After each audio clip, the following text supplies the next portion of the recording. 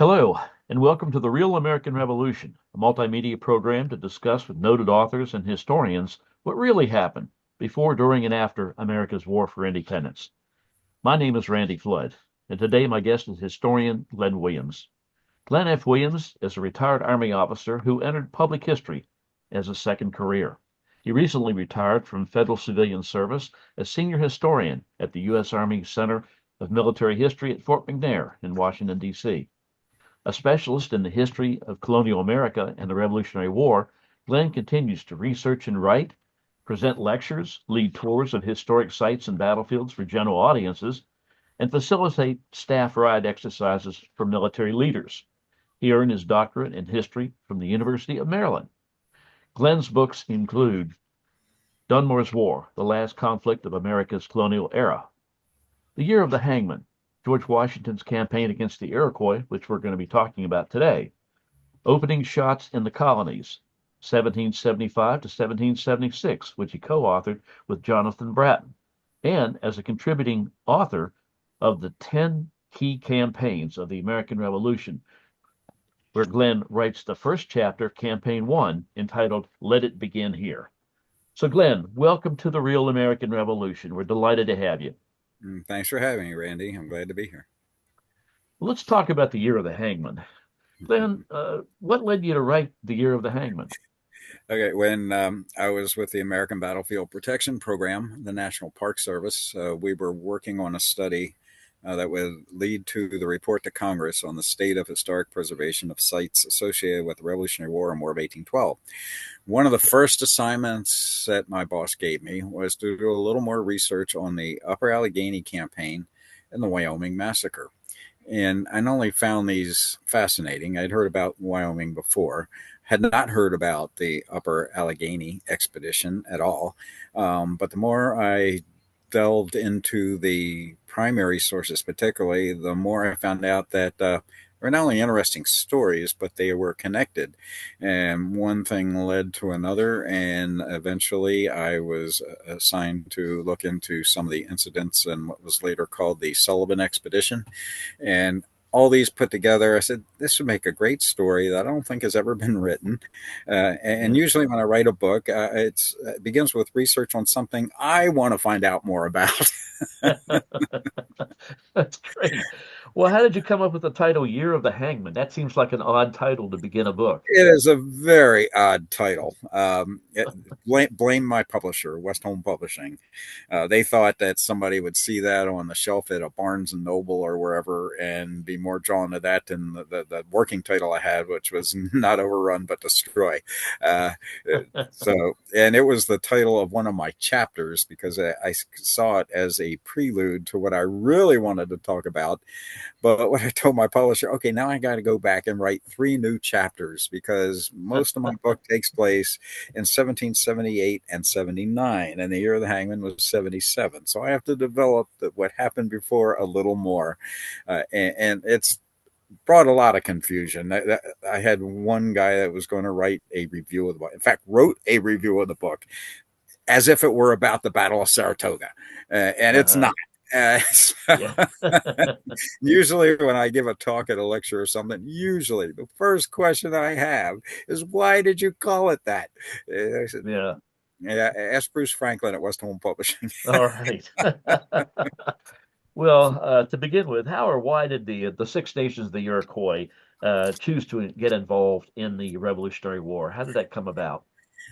Well, at first, both sides tried to get them as allies because they are the most powerful, both militarily and economically, as well as diplomatically, powerful Indian polity in the northern part of the 13 colonies. And both sides would love to have them as allies. And most of them were British allies during the French and Indian War. And there was, the Americans thought, well, if we can't get them as allies, let's try to keep them neutral. So General Philip Schuyler, who was commander of the Americans' Northern Department, tried having some conferences with them to keep them neutral, whereas the British under first Guy Johnson, the superintendent of Indian Affairs for the Northern Department. And when he goes to England early in the war, that role is taken over by John Butler, his deputy for the Six Nations, to get them to come in as British allies. Guy Carleton, the commander-in-chief of British forces and the governor of Quebec, did not really want to use Indian allies except maybe in the defensive role, because he wasn't sure if they would take the time to distinguish between Whigs and Tories if they made raids on the frontier. So that's all going on. By 1777, four of the Six Nations side with the British. The Senecas, the most hostile towards the Americans, the Cayugas, the Mohawks, probably second or at least as hostile to the Americans as the Senecas, and the Onondagas, who are probably closer to being neutral but still leaning towards the crown. And then you have on the other side the Oneidas and the Tuscaroras that were prone to side with the Americans. So, we talk about the Revolutionary War being a civil war between American Whigs and Tories, or Loyalists and Patriots. Well, the Six Nations had the same division between the pro-American Oneidas and Tuscaroras and the pro-British other four nations, Tuscarora, the Mohawks, Onondagas, Cayugas, and Senecas. Mm-hmm. Well, there were two major battles, really, the Wyoming and Cherry Valley massacres, which with which the Iroquois nations were involved. Were they really just massacres, or, as we know, uh, Paul Revere and others, and James Otis and Mercy Otis Warren were wonderful propagandists? Yeah. How do you distinguish between whether they were really massacres or just American propaganda stories to Okay. gin up support? How do you equate that? The answer is yes and no. Uh, the pro-British Indians decide to come in with offensive action in 1777, but this is late in the year, so they really begin active attacks on the settlements in 1778, along with warriors, as well as British irregulars like Butler's Rangers, sometimes even British regulars taking part in it, or the Loyalists, the King's Royal Regiment of New York, which was a provincial unit made up of American Loyalists. So this is going on in 1778, and they devastate the Mohawk and Schoharie valleys. Bunch of settlements get destroyed. A lot of civilians get killed. A lot of farmland is destroyed in the course of this. One of the most devastating occurs in July of 1778, where several companies of Butler's Rangers and Indian warriors, mostly Seneca, under a chief they called Old Smoke, who was the commander-in-chief of the Six Nations warriors, attacked 8 settlements in the Wyoming Valley. It's now in Pennsylvania. Then it was considered part of Connecticut, believe it or not.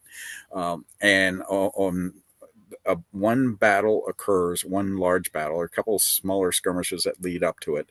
But in the course of the battle, mostly militiamen with some Continentals that were released from their duty guarding German and British prisoners, go into battle.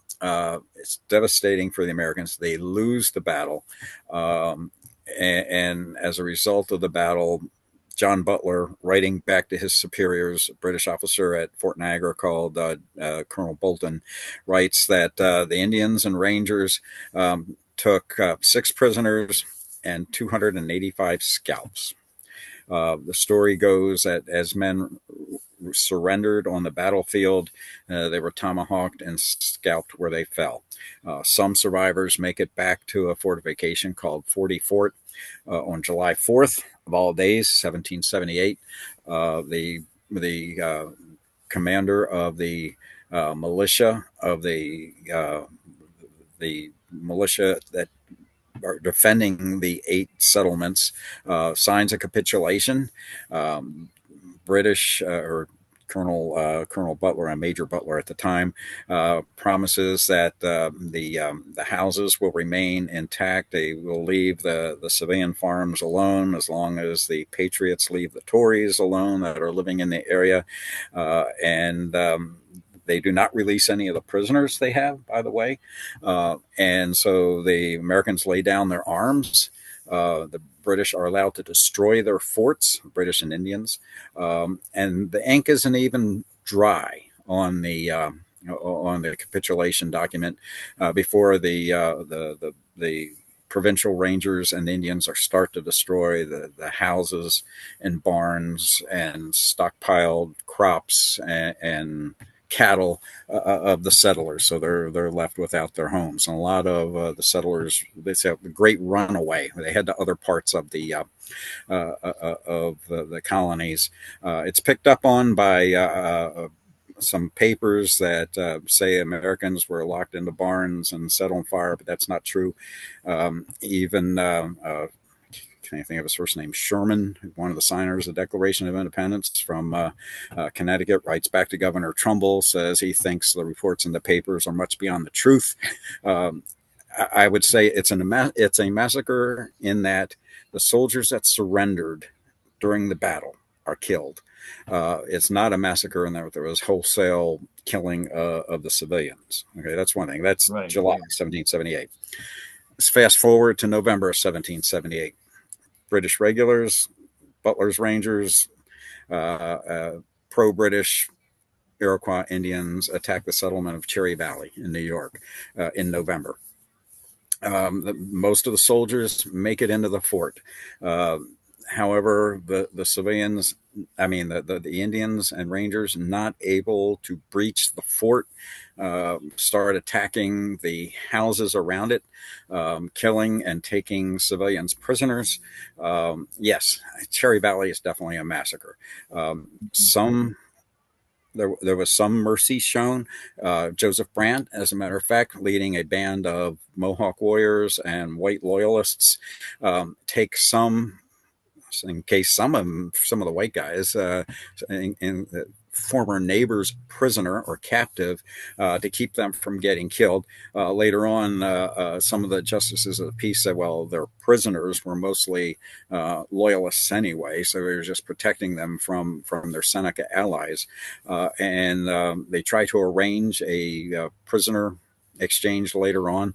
But I'm getting ahead of the story. Most of the casualties in the Cherry Valley massacre are civilians. Very few soldiers are killed, either militia or Continentals. After this is over, John Butler, his wife, he's the commander of the Butler's Rangers. His wife is put under house arrest, and he claims that they took the prisoners, mostly loyalists anyway, to make a prisoner exchange. But when it's revealed that most of their captives are loyalists anyway, that kind of falls through at the time.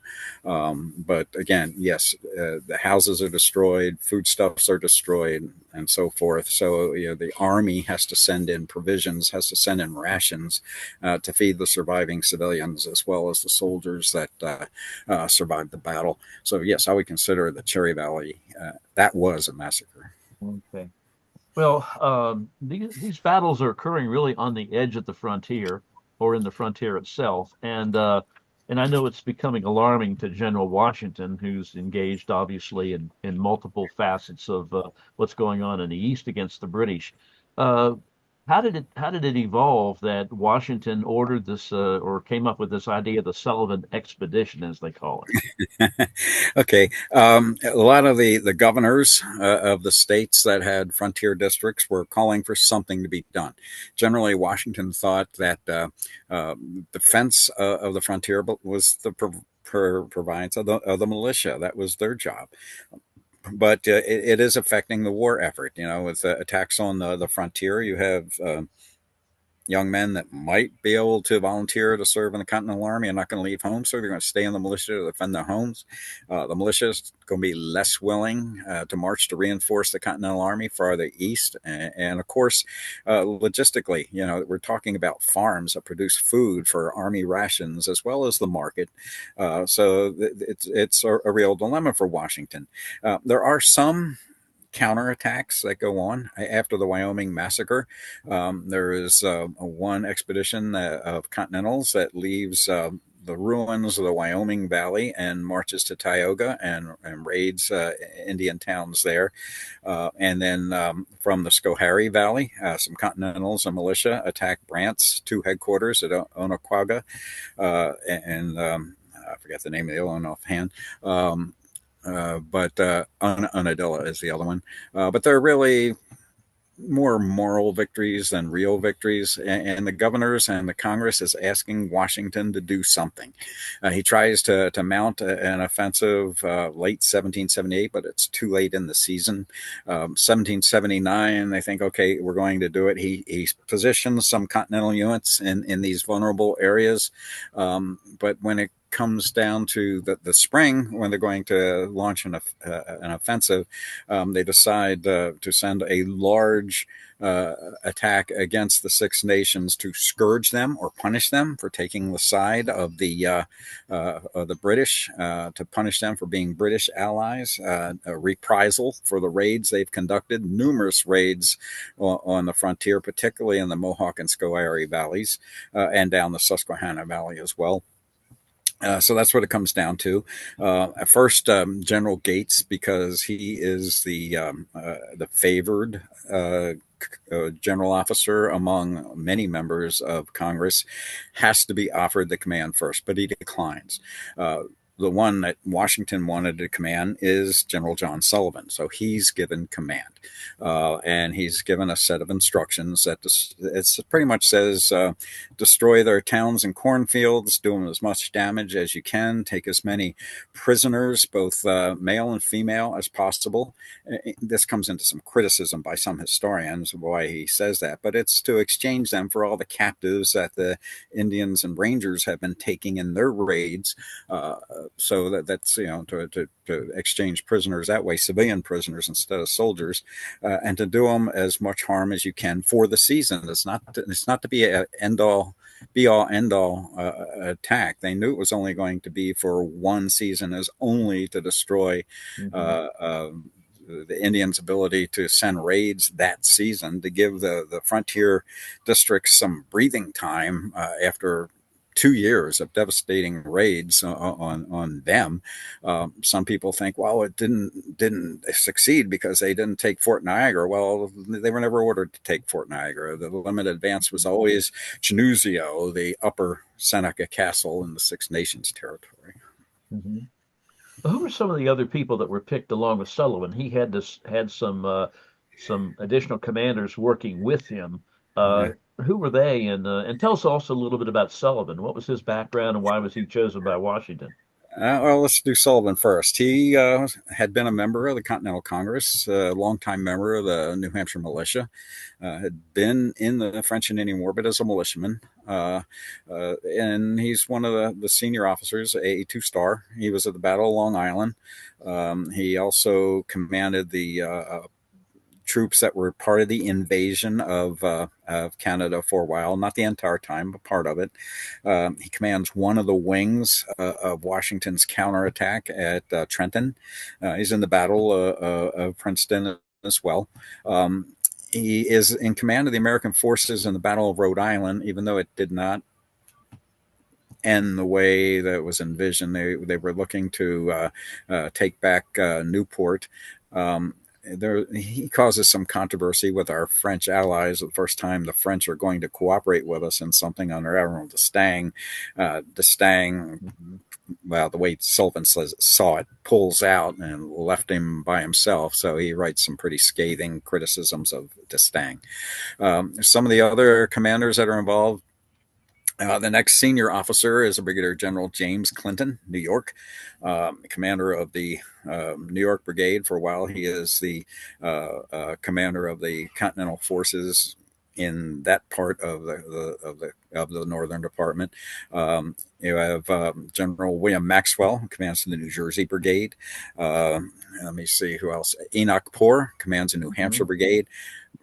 From what I gathered during my research, I really came away with a new appreciation for Enoch Poor. His men are very good at fighting in the woods against Indians. And then last but not least is Brigadier General Edward Han, who had commanded the Western Department of the Army for a while. He commands what was technically the 3rd Brigade of Sullivan's army, but sometimes it's referred to as the Light Brigade because he has 2 regiments of Pennsylvania troops, but he also has the 2 companies of what's left of Morgan's Riflemen, a couple independent rifle units, some Indian Scouts under him, and a few other independent units, and they will lead the advance when it comes into Mm-hmm. uh, uh, when the expedition heads into Indian country. Mm-hmm. Well, a number of historians have characterized the Sullivan expedition to the West here as genocide. What's the truth? What's the truth about that? I don't think you can call it genocide. It was a payment in kind is more like it. This is in reprisal, like I mentioned before, from two plus years of devastating raids of frontier communities. We're not only just talking Cherry Valley and Wyoming, but we're talking places like Cobleskill and German Flats, Mm-hmm. and other settlements in the area. And their idea was, they had destroyed towns and crops of the settlers, so the army was going to destroy Indian towns and lay waste their cornfields. The British had promised the Indians that they would come to their aid if they had a bad hunting Mm-hmm. season or if the poor crops. So the Indians took them at their word. As the army it came down two columns. Clinton's brigade comes down the Susquehanna from the area of Cherry Valley. Very good move, by the way, because the soldiers that were assembling for the offensive were seeing the ruins of Cherry Valley and Andrustown and Springfield and some other towns that had been destroyed in raids before they started the march. They moved down the Susquehanna to Tioga Point. The other 3 brigades, starting at Wyoming, in the ruins of the Wyoming Valley that had been destroyed in July of 1778, march up the Susquehanna, join forces at Tioga, and together they move into Indian country. As they're moving into Indian country, there's one big battle and a couple skirmishes that occur, but basically the soldiers find all the Indian towns are abandoned when they get there. The Indians are either going into the mountains or islands and some of the lakes, or heading towards Fort Niagara and the protection of the British government, while the British Indian Department and Butler's Rangers and some regulars are trying to stop Sullivan's expedition from progressing Mm-hmm. into Indian country. Well, I understand about 40 tribal nation villages were destroyed. So would you say that Sullivan expedition was successful? Did it accomplish Uh, its mission? yes, I do. I know there are some historians that would disagree with me, but in addition to Sullivan going where we just talked about, Yeah. he also had Daniel Broadhead going up the Allegheny and into Six Nations territory from Fort Pitt as well.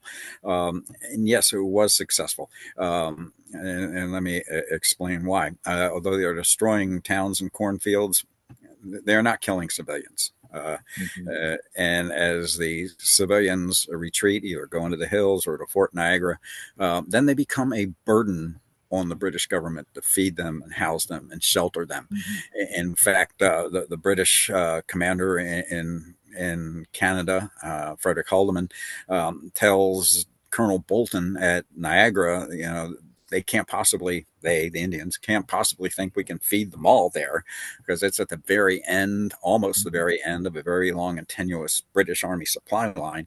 So he encourages Bolton to have the warriors send their families to Quebec or other places in Canada for the time being. And the Americans, like I said before, their mission was not to go to Niagara. It was only to go as far as Chanuzio, the upper Seneca Valley, and then turn around and go back, destroying towns and cornfields as they went of the nations that were hostile to Okay. to the Americans. Not all of them. In fact, Mm-hmm. when they come back, the forces that go back, some of them break off from the rest of the column and head back towards the Mohawk Valley. They are treated as returning heroes by the Oneidas and Tuscaroras. Oh, interesting. Well, was this the only continental, was the Sullivan expedition the only Continental Army operation against the Six Nations and its allies? There were others that were smaller. I just mentioned Broadhead, which was kind Yeah. of a supporting attack. Um, and then the two that had occurred before, William Butler against Onondaga and Hmm. Unadilla, and Hubbley's attack up the Susquehanna. Basically, the Americans remained on defensive against these raids by hostile Indians and the provincial tour rangers and such. Mm-hmm. There were Well, that's a against some of the other nations further west too, but I'm not talking about those right now. yeah. Well, Glenn, what's your takeaway from this book? What should readers take away and remember? What are the main points they should remember about this book? Okay, one that it's a much more important campaign than we give it credit for. There's one big battle that pretty much took any large scale action by the Six Nations on the side of the British. Yes, they'll continue to make raids and things like that, but as far as large scale action to act in concert with the British, it pretty much breaks their power. Second, I mentioned before that the Six Nations are the most powerful polity as far as the Indians go. Mhm. Well, because of the rift between the Oneidas and the Tuscaroras on one side and the other four on the other, their council fire is ritually extinguished. So the Six Nations, as such, cease to be as powerful as they were before the war starts. Mhm. Also, that we we tend to think the Indians are only defending their homeland and way of life. You'll see that on some of the roadside markers these days, but they fail to mention all the settlements in the Mohawk and Schoharie valleys and on the West Virginia frontier and in Pennsylvania that were destroyed before the Sullivan expedition started. That the Sullivan expedition was a tactical and strategic success. A lot of people don't think it that, Mhm. but it was. It accomplished all the missions that was set out to accomplish. Did it hasten the end of the war? No, but it wasn't intended to. When President Reed of Pennsylvania, and Governor George Clinton write to Washington and say, why are you taking all the Continentals away from the frontier when we need them to defend the frontier? And Washington's reply was, our idea is to give them, the enemy, as much employment in their own country that they would otherwise enjoy in ours, meaning continue raids through the summer of 1779 among the American settlements. So in those cases, in that respect, it was very successful. Interesting. Wow. Wonderful. Well, Glenn, thanks so much for joining me to talk about the Hangman. Sure. To our viewers and listeners, I've been talking with historian Glenn Williams, author of The Year of the Hangman, George Washington's Campaign Against the Iroquois, available wherever books are sold. My name is Randy Flood. Join us again next time for another exciting interview with an outstanding historian on the real American Revolution. So long for now.